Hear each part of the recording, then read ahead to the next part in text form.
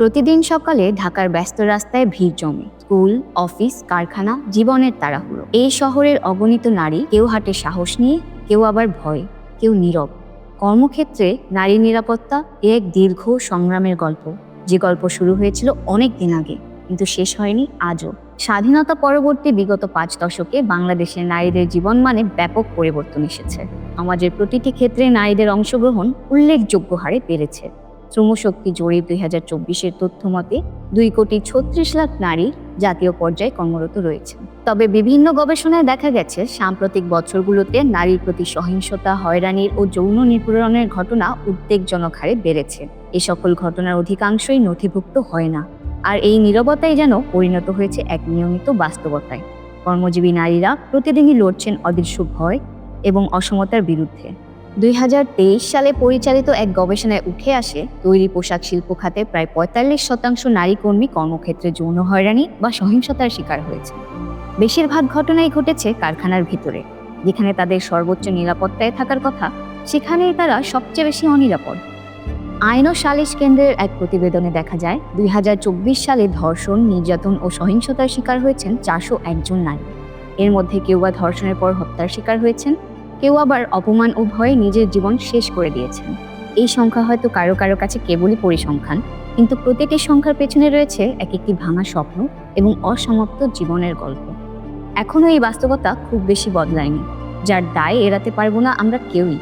2025 সালের জানুয়ারি থেকে আগস্ট পর্যন্ত বিলস পরিচালিত সংবাদপত্র ভিত্তিক আরেকটি জরিপে দেখা যায় অন্তত 26 জন নারী শ্রমিক কর্মক্ষেত্রে বা কর্মক্ষেত্রের বাইরে সহিংসতা ও হয়রানির শিকার হয়েছেন।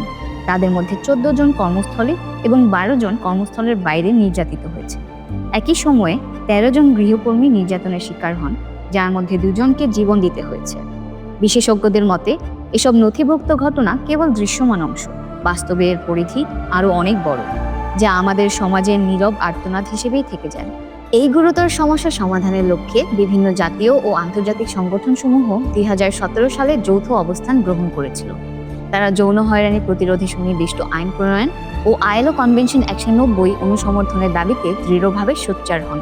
তারা বিশ্বাস করেন এই আইন পাশ হলে কর্মজগতের নারী নিরাপত্তা নিশ্চিত হবে। এমন একটি বাংলাদেশের স্বপ্ন তারা দেখেছিলেন, যেখানে প্রতিটি নারী নির্ভয়ে কাজ করতে পারবে। জেন্ডার প্ল্যাটফর্মের প্রথম সভা, প্রথম পরিকল্পনা, প্রথম প্রচারণা, সবকিছুর শুরু সেই বিশ্বাস থেকে। এই লড়াই শুধু আইনের জন্য নয়, এটি এক সামাজিক পরিবর্তনের সূচনা। 2021-এর নভেম্বরে দেশজুড়ে শুরু হয় আন্তর্জাতিক নারী নির্যাতন প্রতিরোধ পক্ষ। ঢাকার আসাদ এভিনিউ থেকে শুরু হয় এক রঙিন পদযাত্রা, যেখানে সবাই এক কণ্ঠে বলেছিল, কর্মক্ষেত্রে যৌন হয়রানি প্রতিরোধে আইন প্রণয়ন করো, ILO কনভেনশন 190 অনুসমর্থন করো। এরপর র্যালি হয়েছে, মানববন্ধন হয়েছে, আলোচনার পর আলোচনা চলেছে। জেন্ডার প্ল্যাটফর্মের সদস্য সংগঠনগুলো বছরের পর বছর ধরে একটি কণ্ঠস্বরকে আরও জোরালো করেছে, আরও দৃঢ় করেছে। তাদের প্রচেষ্টায় কর্মক্ষেত্রে যৌন হয়রানি প্রতিরোধ আইন প্রণয়নের দাবি এখন জাতীয় আলোচনার কেন্দ্রবিন্দু। আর ILO কনভেনশন 190, যা একসময় ছিল কেবল আশা, আজ তা বাংলাদেশের আন্তর্জাতিক প্রতিশ্রুতির প্রতীক। কিন্তু স্বীকৃতি পেতে শুধু আন্দোলন যথেষ্ট নয়, প্রয়োজন প্রমাণ দেখানো যে এটি জাতির উন্নয়নের ভিত্তি। সহিংসতা ও হয়রানিমুক্ত কর্মক্ষেত্র শুধু মানবিক দাবি নয়, এটি আন্তর্জাতিক বাজারে বাংলাদেশের প্রতিযোগিতামূলক অবস্থানকে আরও শক্তিশালী করবে। 2025-এর 22শে অক্টোবর অবশেষে এলো সেই কাঙ্ক্ষিত ঘোষণা। বাংলাদেশ আনুষ্ঠানিকভাবে অনুসমর্থন করেছে ILO কনভেনশন 190। এই মাইলফলক নারী শ্রমিকদের সংগ্রামের ইতিহাসে এক নতুন অধ্যায়ের সূচনা করেছে। এই কনভেনশন শুধুমাত্র আইনি নথি নয়, এটি পারস্পরিক সম্মান, মর্যাদা এবং ন্যায়ভিত্তিক কর্মসংস্কৃতি গড়ার এক নিদর্শন, যেখানে প্রত্যেকে থাকবে নিরাপদ, সম্মানিত এবং শোনা যাবে সকলের কণ্ঠ। লড়াই এখন সুনির্দিষ্ট আইন প্রণয়ন ও বাস্তবায়নের, কারণ আমাদের ঐক্যবদ্ধ শক্তিই পারে নারীর জন্য নিরাপদ ও সম্মানজনক কর্মক্ষেত্র গড়ে তুলতে।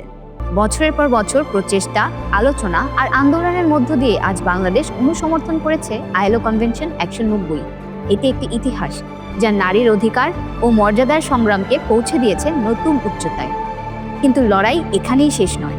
এই কনভেনশনের চেতনাকে বাস্তবে রূপ দিতে প্রয়োজন কার্যকর আইন, সচেতনতা ও দায়িত্বশীলতা। জেন্ডার প্ল্যাটফর্ম বিশ্বাস করে সম্মিলিত শক্তিই পারে এই পরিবর্তনকে স্থায়ী করতে, আর প্রতিটি কর্মক্ষেত্রকে করতে পারে নিরাপদ ও মর্যাদাপূর্ণ। এই যাত্রা আমাদের সকলের, কর্মী, সংগঠন, সরকার ও সমাজের। কারণ নিরাপদ কর্মক্ষেত্র কেবল নারীর অধিকার নয়, এটি মানবতার ভিত্তি।